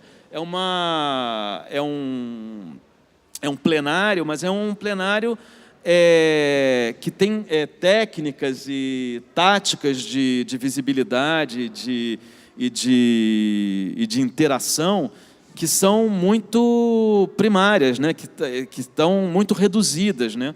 E onde a reflexão, o tempo da reflexão não existe, né? Então, acho que assim, o negócio dessa literatura ela tem a ver um pouco com isso também, de uma vontade de uma literatura de reflexão e do tempo da reflexão, né? Como se fosse uma literatura de algum fato de uma certa resistência. Eu não sei se a sua pergunta tem a ver com isso. Você que está com o microfone, como é que você chama? Júnior. Mas assim, seria interessante falar que o Reprodução, seu livro anterior, A Simpatia pelo Demônio, aborda isso, né? Aborda isso. Talvez você pudesse falar rapidamente antes da pergunta deles, já que só para emendar esse tema. Não, o anterior é isso. É um cara que acaba preso no aeroporto, que o aeroporto é um lugar de trânsito absoluto, né? Quer dizer, é um lugar de avião, de cruzamento de linhas aéreas para o mundo inteiro. Então, é um lugar da abertura para o mundo. Só que esse cara o personagem principal, ele acaba preso numa sala sem janelas no interior do aeroporto, numa investigação, numa espécie de um interrogatório com um delegado, só que no diálogo você só ouve a voz de um dos lados, que é a dele, você não ouve o diálogo, é um monólogo. Então, na verdade, a coisa acaba funcionando como uma espécie de alegoria, metáfora da internet, porque é um lugar em que você parece que você está no lugar de abertura absoluta para o mundo, né, que você tem acesso ao mundo inteiro, mas, na verdade, você está fechado numa célula sem janelas, que na verdade é um espelho, porque onde você tem um diálogo que parece diálogo, mas na verdade é um monólogo. Então, onde o outro, na verdade, é só espelho do mesmo. Então, é a situação estrutural do livro. Sendo que ele também é um produtor de conteúdos. E ele é um típico comentarista de internet, raivoso, xingando todo mundo, mas que diz coisas que se autocontradizem. Quer dizer, então ele diz uma coisa e o seu contrário ao mesmo tempo. Então é um diálogo que não faz sentido, porque ele se auto-esfacela, né? Então é essa relação com o mesmo, né? Uma relação fechada, uma relação de espelho, especular, mas que produz um pensamento, uma reflexão, que é uma reflexão que se esfacela, se paralisa em si mesmo, né? Então é um pouco isso. Perfeito. Sua pergunta, Júnior? A minha pergunta não tinha muito a ver com isso, mas tem a ver com o comentário que eu ia fazer, né? Quando você falou do nome do livro, Simpatia pelo Demônio, né? Eu ganhei o livro de uma amiga minha, né? E quando eu cheguei em casa, que minha mãe viu eu lendo esse livro, minha mãe falou assim, menina, o que você está lendo, né? E, tipo, é meio que a nossa realidade, né? E no mundo onde nós... no país onde nós estamos, que temos o direito, o esquerdo, o coxinho, o mortadela, né? A gente só vê um lado da história, né? É que nem eu já li outros livros, eu li 11, li teatro, né? E então, tipo, a gente não para analisar o contexto, né? Eu falei para minha mãe, quando você lê esse livro, você vai ver que não tem nada a ver com o que você está pensando, né? E às vezes eu andava no ônibus lendo o livro, né? O pessoal não queria nem sentar. Eu falava, gente, será que eu tô fedendo? O que está acontecendo, né? E às vezes as pessoas tinham receio de sentar por causa da capa Sério do mesmo? livro. Sério mesmo. Você mostrou assim. Então é bom. Então quer dizer, para você conseguir espaço em ônibus e metrô, então o negócio é entrar com anda assim. com o livro. Não, mas é surreal, né? Eu falei para minha amiga, eu falei assim, o livro é muito bom, mas eu acho que eu vou ter que comprar uma capa para esconder, porque as pessoas ficam com medo, né? Mas assim, voltando à pergunta que eu ia fazer, os seus livros têm uma relação muito histórica e real, né? Você mistura muito argumentos históricos e argumentos cotidianos reais, né? A gente teve uma polêmica com o que você falou uma vez na Flip, que você não escreve pensando nos seus leitores, né? Eu entendi perfeitamente o que você quis dizer, que você quis dizer que você escreve para você gostar do seu livro, um livro que você gostaria de ler, né? E assim, apesar de você não ter milhares de seguidores assim, os seus leitores são muito fiéis, né? Eu digo assim que você É uma seita demoníaca. Exatamente. Você lê um livro, você vai querer ler outro porque você sabe que é bom, né? O seu livro, ele é muito presente, apesar de tem livros, 11 mesmo é um livro antigo, mas é um livro que, se você pega para ler, ele se torna muito presente. Quando você escreve um livro, você pensa em escrever algo que daqui 20 anos vai ser um livro, uma literatura tão presente? Acho que não, porque eu não sei eu não sei nada, quer dizer, como esse negócio eu não podia imaginar que as pessoas tivessem essa reação em relação ao título, né? Então eu acho que é muito difícil você imaginar é uma impossibilidade você imaginar a reação do leitor, né? Eu acho que isso é muito claro, né? Eu acho que todo mundo faz assim, quer dizer, você faz o que você pode fazer, né? E cada um pode fazer uma coisa. Mas, ao mesmo tempo, como eu dizia, essa coisa de ter que voltar para casa para não ser atropelado, tem algum negócio assim que você tem que fazer aquilo, sabe? Não dá para você não fazer. É como... E não tem uma mistificação nisso. Tem um negócio que é muito intenso, entendeu? Graças a Deus, me publicam, mas eu fico pensando, podiam não querer me publicar, né? Sei lá, eu podia fazer uma coisa... Agora, eu não tenho condição de fazer outra coisa a não ser isso que eu faço. E não sei, tem uma verdade aí, tem uma verdade para mim mesmo, sabe? Tem uma verdade que não dá para você contornar isso, sabe? Não dá para você fazer diferente, você tem que fazer esse negócio. Então eu acho que isso acontece com todo mundo. E aí, a partir daí, a pessoa pode ter o discurso que ela quiser. Eu pensei no leitor para fazer isso, assim. Mas eu acho muito difícil o Paulo Coelho ter uma técnica que ele desenvolveu para pegar o leitor. Você acha que tem, né? Eu acho que não. Eu acho que assim... Eu acho que ele escreve o que ele pode, eu tenho a impressão que o exemplo aí, quer dizer, você podia ter dado milhão de exemplos, menos esse. Mas eu acho que assim, não é que tem uma verdade nele, acho que pode ter uma impostura, tudo bem, não é isso. Eu só acho que o que ele faz é o que ele pode fazer. Ele não poderia fazer outra coisa, entendeu? Acho que a diferença talvez é que ele, sem querer, achou a fórmula e depois ele não sai dela. Eu não sei, talvez ele seja o líder da seita demoníaca, entendeu? Mas o problema é que, assim, ele só pode fazer aquilo. Ele não tem condição de fazer outra coisa, como eu também não tenho. E eu acho que ninguém tem, entendeu? Então eu acho que não... Quer dizer, tem níveis de impostura, sabe assim, eu vou fazer isso para conseguir tal coisa, mas eu acho que tem um limite na literatura, tem uma margem de manobra aí, em que você pode mentir, mas você pode mentir até certo ponto, porque a impostura de um cara que quer conquistar leitores, não sei o quê, é fazer a literatura que ele pode fazer, entendeu? Ele pode mentir, entendeu? Eu talvez não possa mentir, entendeu? Eu não sei, quer dizer, mas tem uma relação que é uma relação que eu acho que está muito ligada aos seus limites, sabe? E cada um faz o que pode. Eu acho que isso é claro. Tem mais alguma pergunta? Alguém tem questão para o Bernardo? Ele falou uma coisa que é interessante.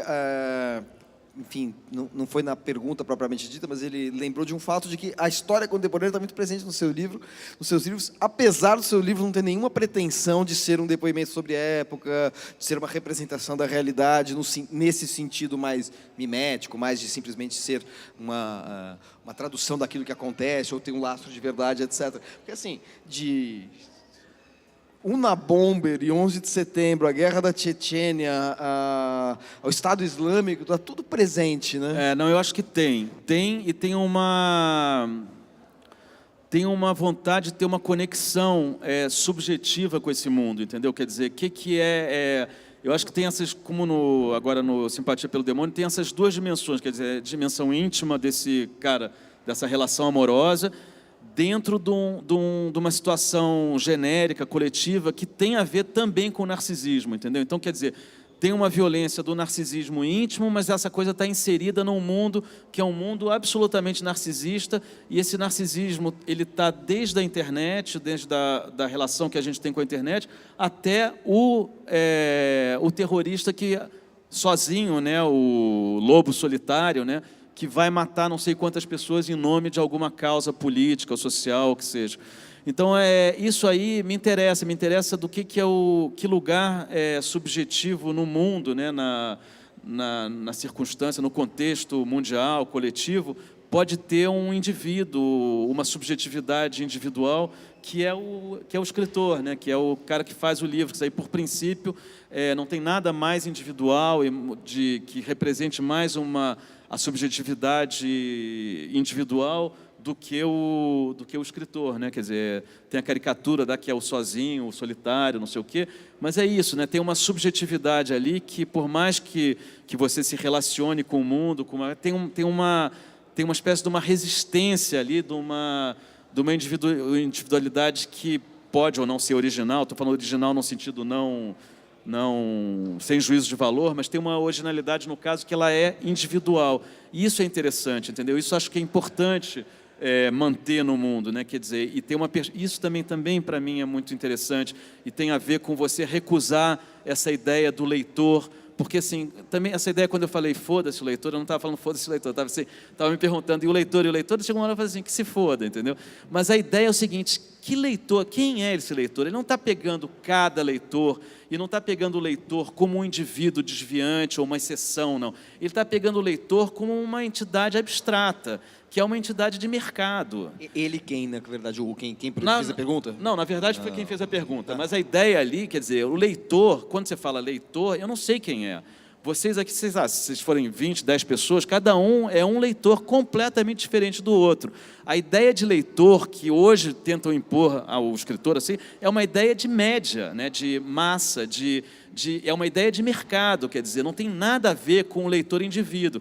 E é engraçado porque aí você vê uma menininha na internet sacudindo seu livro, falando, ele me ofendeu, quem vai ler esse livro aqui, porque esse cara me ofendeu pessoalmente. Teve isso? Ele falou, foda-se o leitor, entendeu? Quem falou isso? Não, me mostraram uma menina na internet furiosa, dizendo assim, como é que você pode ler um autor que diz, foda-se o leitor, porque ele me ofendeu pessoalmente. Mas como eu ofendi pessoalmente? O leitor esse eleitor de quem você está falando é uma entidade abstrata, né? Ele não é ninguém, ele é uma massa e de preferência é uma média de quanto mais pessoas melhor, né? Que representem aquele leitor ali abstrato. Então, e eu acho que o interessante da literatura que eu falava dessa representação do escritor como uma individualidade original é a ideia da exceção, na verdade. E quanto mais exceção houver, melhor, porque são mais subjetividades no mundo, quer dizer, é menos uma uniformização da subjetividade, que é essa ideia de leitor aí generalizante, né, o leitor. Ora, o leitor é uma massificação da subjetividade, é o contrário da literatura. É você reduzir a literatura a uma coisa só, única, que atende a que agrada a várias subjetividades ao mesmo tempo e que massifica a ideia do que deveria ser um indivíduo, né? Porque o leitor é né? Não é a massa, não é a média. Então, quando eu falo que se foda, não sei o quê, eu estou falando contra essa ideia generalizante, abstrata, que é uma traição do leitor, na verdade, porque o leitor é a exceção, o leitor é o indivíduo, o leitor é o cara que pode ser um cara que gosta do seu livro, entendeu? Esse é o leitor. E esse cara muda a literatura, muda a história da literatura. E na verdade, a exceção muda tudo, né? Porque muda não só o ser humano, a sobrevivência da espécie, mas muda a ciência. Quer dizer, imagina se você fosse fazer ciência baseado na expectativa de um leitor abstrato, de um espectador abstrato, que seria a média do mundo. Então, quer dizer, se a gente acha que a Terra é plana, de repente tem um louco que diz que a Terra é redonda, mas aí o leitor, essa entidade essa abstrata, diz, mas a gente acha que a Terra é redonda, a Terra é plana. Você não pode dizer que a Terra é redonda, porque isso aí é uma exceção. Então, é um negócio estranho, porque é uma espécie de uma cooptação, quer dizer, em nome de uma espécie de uma demagogia, em nome da cultura, da literatura e tudo mais, mas que é o contrário, o inverso da literatura, né? Que tenta acabar com esse valor da exceção, do indivíduo. E literatura, eu acho que é isso, a arte, em geral, é a exceção. O Godard tem uma frase maravilhosa que ele diz isso, que assim, a cultura é a regra, a arte é a exceção. E eu acho que isso daí explica tudo, quer dizer, a cultura é o que a gente vive coletivamente, enfim, é o que esse leitor médio vai consumir, enfim. E tem um negócio que se chama arte, que é um negócio que vai aparecer de vez em quando e que é a exceção. E que é aí que está o negócio, e aí que está a mudança, e aí que está a resistência, entendeu? A fricção, não sei o quê. Não estou dizendo que o meu negócio é esse, não, mas eu estou dizendo é isso que cada escritor deveria buscar, né? E cada leitor também deveria buscar. Então, eu acho que tinha aí uma impostura nessa ideia de falar em nome do leitor, como se você estivesse defendendo uma massa que não pudesse ser ofendida, né? Então, a gente temos mais 2 perguntas, então a gente tem um pouquinho de tempo ainda. Faltam 10 minutos para a gente encerrar, então temos 2 perguntas. Alguém mais quer fazer questões para o Bernardo? Não, então temos essas últimas 2 perguntas, por favor. Acho que o teu microfone não está funcionando. Oi, meu nome é Fábio.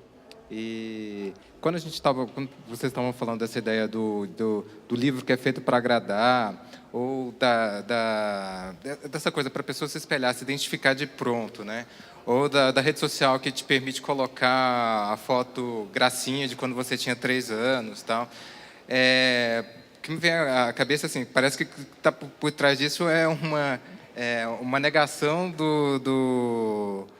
daquela coisa que a gente fala, é o mundo dos adultos, o mundo da frustração, de que você tem que pensar, que nem tudo vai ser como a gente quer, e parece que o que tentam vender para a gente é uma infantilização, e a gente vai se infantilizando, né? Então, assim, não pode ter frustração, não pode ter contraponto, não pode ter dor, né? Ninguém quer largar o seio da mãe.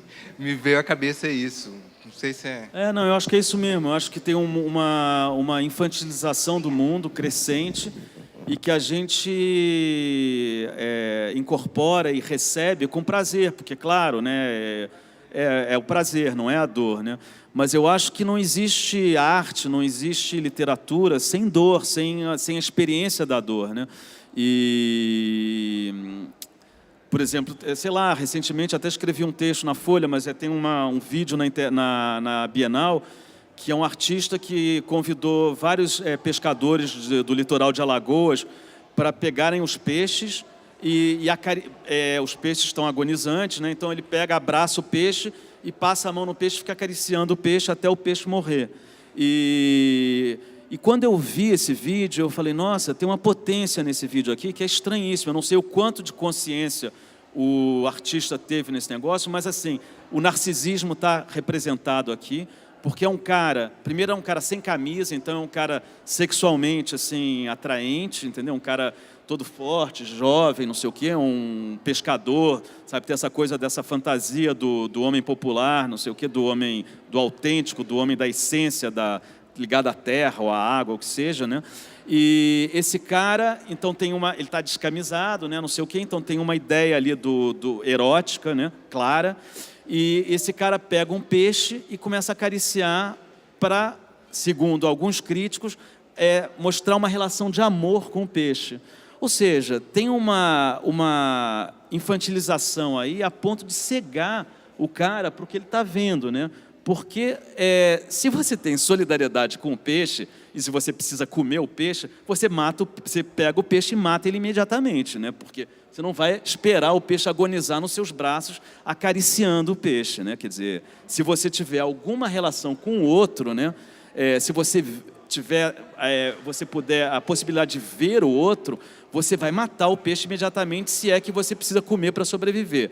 Se for uma mera pescaria esportiva, não sei o que, você vai devolver o peixe para o mar. Então, assim, a ideia de você abraçar o peixe e acariciar o peixe como solidariedade é uma farsa, né? Uma impostura. Mas aí é engraçado que aí o crítico do jornal diz que o que está representado ali não é perversão e narcisismo, é solidariedade e amor. Entendeu? Então, tem uma relação com o mundo que vai se distorcendo a ponto de um cara que é crítico de arte não conseguir ver no vídeo o que está sendo mostrado, que é narcisismo e perversão. Então, é um cara descamisado, uma relação, uma representação erótica, não vendo o outro, matando o outro, acariciando o outro. Ou seja, tem uma relação sexual, mas é uma relação de morte e de tortura. Então, isso é interessante. E isso está presente no Simpatia pelo Demônio. A relação de amor é uma relação de tortura. Então, não estou dizendo que isso aí seja o amor, porque eu sou ingênuo, eu acredito no amor, continuo acreditando, mas eu acho que esse mundo do narcisismo e do narcisismo perverso, que a gente vive cada vez mais, ele permite cada vez mais essa cegueira em relação à dor e à experiência. Tem uma dor de fato, e tem uma experiência de fato, e tem morte, mas o narcisismo perverso não vê a morte, porque o mundo é ele manipula o outro até matar, entendeu? Como se fosse um brinquedinho. Ele acaricia o peixe até matar, como se fosse um brinquedinho, como se fosse a expressão do amor dele, né? Da carícia dele. Então, esse vídeo para mim foi muito forte, foi interessantíssimo. Eu não sei até que ponto o cara que fez o vídeo tem consciência do que ele fez, mas o crítico que fala que aquilo é amor e solidariedade, certamente não tem consciência nenhuma do que ele está vendo. E isso é interessante. Que mundo é esse em que o crítico não consegue perceber o segundo grau do que ele está vendo numa obra de arte, né? Que ele só vê o negócio ao pé da letra. Então, esse mundo é um mundo infantil, é um mundo da Disneylândia. Você vê morte e se acha que é Branca de Neve. Você vê dor e se acha que você está no castelo da fada, né? Então, eu acho que a ideia do Simpatia pelo Demônio é um livro que fala justamente desse negócio, quer dizer, desse mundo aí, desse mundo da cegueira para a dor, para a experiência, e é um livro que se insere nesse lugar aí, nesse lugar da experiência com dor, entendeu? E como é que e nesse sentido ele é desagradável. Ele tem uma identificação, faz você se identificar com um negócio que é repulsivo, porque é um negócio que você não quer ver. E é um negócio que no narcisismo perverso é essencial que você não veja. Porque se você vir esse mundo da dor e da morte, você não é esse perverso narcisismo. Esse negócio, essa sua fantasia se esfacela, né? O outro passa a existir. Então, acho que nesse sentido tem um sentido político aí também nesses livros, entendeu? Essa coisa, né, nessa fricção, nessa ideia da resistência, e mesmo se seja numa relação íntima, numa relação amorosa, não sei o quê, tem sempre uma dimensão política, entendeu? Uma dimensão de fricção e de resistência e de reflexão, né? Acho que essa reflexão é sempre fricção. Reflexão é sempre contato com o que você não pode não querer ver, mas contato com o outro, né? Você até falando disso anteriormente, você falou, né, que a diferença entre a educação é isso, né? A diferença entre a internet, né, a educação, a escola, você aprende aquilo que você não está com vontade, que não é uma fruição, é uma descoberta do diferente, não é prazer. Sua pergunta, por favor? Rapidinho. Meu nome é Gilvan Azevedo. Lendo os seus livros, eu tenho a impressão de que você está lidando, e ouvindo você agora, eu tenho a impressão de que você, Bernardo, está trabalhando com complexidade, na verdade, uma tentativa de resistir a essa simplificação do mundo, né? Quando a gente vê, você dá o exemplo do leitor, que não existe esse leitor abstrato, as editoras fazem a mesma coisa, né? Quando elas tentam classificar os livros em categorias individuais ou colocar em conjuntinhos, mas sua obra é sobre o quê? Você é que tipo de escritor? Isso também é uma simplificação da realidade que acontece na internet também. Você pensa sobre isso, em lidar com essa complexidade do mundo e trazer esses paradoxos para a sua literatura? Eu penso nisso o tempo inteiro porque eu estou vivo, né? Então eu estou dentro desse mundo. Agora eu acho que isso é uma onda, é um negócio irreversível. Eu acho que tem uma onda aí, essa coisa do narcisismo, não sei o quê. A gente está dentro disso, entendeu? Então o que eu acho é que o que eu posso fazer e que cada um pode fazer, eu dou o meu gritinho, entendeu? Mas é um gritinho que não tem, ele não é retumbante, ele não tem. Eu fico ali fazendo a minha fricção, batendo o pé, gritando, não sei o quê, mas é um negócio desse tamanico. Mas isso é o que eu posso fazer, e é uma coisa que eu não poderia não fazer, entendeu? Então isso daí sou eu, isso daí é o meu destino, eu vou fazer isso até morrer. E para mim esse negócio me dá sentido. Agora, eu acho que isso daí faz cada vez menos sentido no geral, entendeu? É um negócio que é pequeno. E mas eu não poderia fazer de outra forma, mas eu acho que não tem eu não sei quais são as consequências desse negócio, mas não são grandes consequências, mas isso aí é o que eu posso fazer. E eu acho que é um ato político, entendeu? Eu acho que eu fazer o que eu faço, do jeito que eu faço, bom ou mal, bem-sucedido ou mal-sucedido, não sei, não importa, eu faço o que eu acho que tem que ser feito, o que precisa ser feito, entendeu? Sei lá, é como se eu tivesse nascido para isso. Mas eu acho que a gente está num momento, como se eu sinto que tem uma onda, entendeu? Essa coisa narcisista, por exemplo, tem uma modificação. É muito difícil você resistir a isso, porque a gente foi atingido, né, flechado no ponto fraco da gente. Acho que tem uma zona aí de vulnerabilidade em que a gente foi atingido pela internet, por essa essa coisa, como é que um crítico de arte vai assistir uma coisa que é óbvia e ver o inverso, né? Ele vê a retórica, ele não vê o que está por trás da retórica, ele vê, quer dizer, a gente está lendo ao pé da letra, você só lê a superfície, e tem a coisa da retórica, então você não tem a reflexão, e a reflexão é cada vez mais difícil, porque é um mundo em que o esforço é visto com maus olhos, né? Quer dizer, é um mundo do prazer, é um mundo do eterno prazer. Então você não pode ser contrariado. E reflexão é esforço, é contrariedade. Reflexão é diálogo, é você ouvir o que você não quer, é o que te contraria, entendeu? É ouvir o outro. Tudo isso é difícil. E se o mundo é um mundo regido pelo prazer, e a internet ela é regida pelo prazer, né? Isso é claro, e o mercado também. Esse que é o problema, não é tanto, o problema não é o capitalismo, o mercado, não sei o que, o problema é você basear tudo o que você fizer daqui para frente no prazer seu, né, e no prazer do outro, sobretudo, num suposto prazer, de um suposto outro, né, porque o outro você não está vendo, na verdade. Também tem isso, né, quer dizer, você não vê as individualidades, você não vê as exceções, porque a exceção ela vai sendo banida cada vez mais. Tem um negócio que eu acho que é a perversão absoluta, mas que diz muito sobre a internet, que é a história logaritmo ou algoritmo? Algoritmo, né?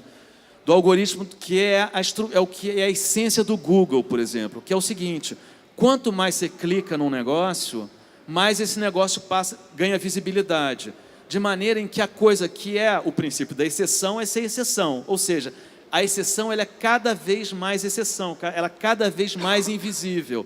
Então tem um princípio estrutural objetivo, que não é da internet inteira, que faz com que a exceção desapareça cada vez mais. Cada vez você vê menos exceção e vê mais o que todo mundo vê. Então é cada vez mais do mesmo e menos do menos. Então, quer dizer, que é um pleonasmo, mas é uma loucura, porque esse é o princípio do mundo do prazer. Desse leitor entidade abstrata, né? E aí é curioso que a demagogia do cara que é crítico de jornal, colunista de jornal, que toma a frase "foda-se o leitor", como é que esse cara tem a coragem de dizer esse negócio contra você, leitor, você e eu, entendeu?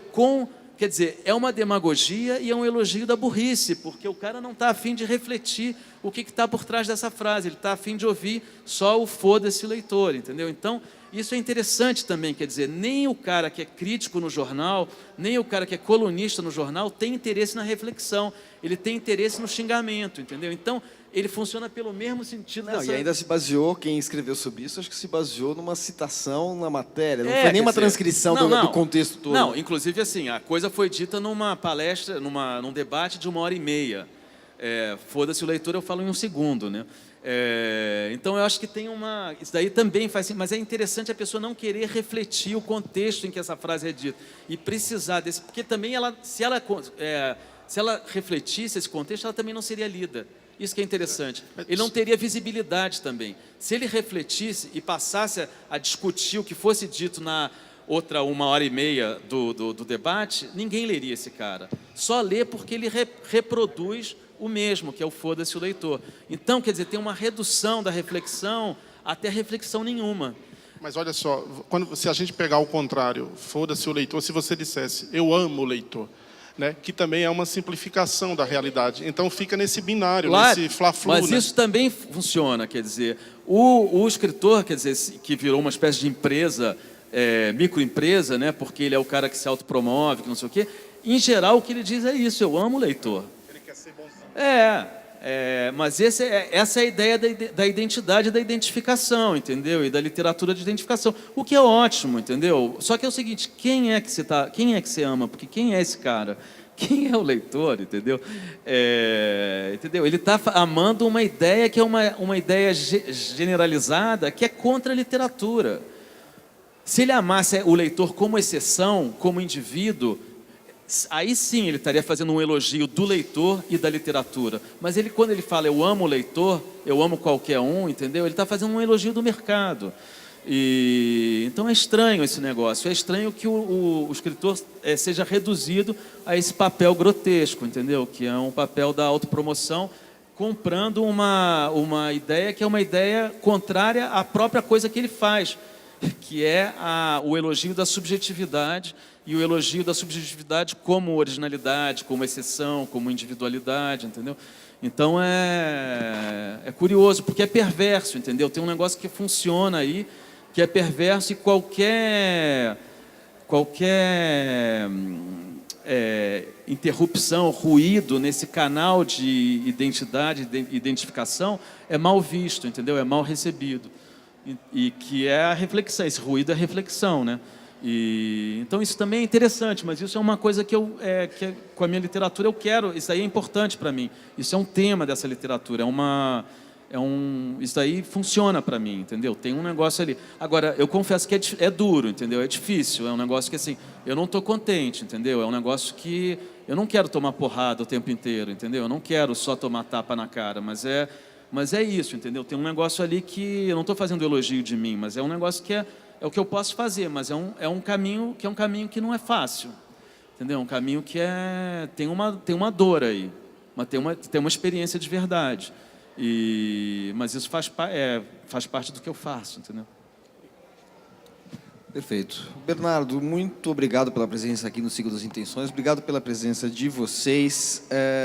Só lembrando que, como eu falei inicialmente, esse evento, essa série acontece alternadamente na Biblioteca de São Paulo, lá no Carandiru, e aqui na Biblioteca do Parque Vila Lobos. E os nossos próximos encontros são no dia 26 de novembro, com o cronista Antônio Prata, na Biblioteca de São Paulo, e no dia 3 de dezembro, com o jornalista e biógrafo Lira Neto, aqui na Biblioteca do Parque Vila Lobos. Muito obrigado a todos, bom fim de semana. Obrigado, Bernardo Carvalho.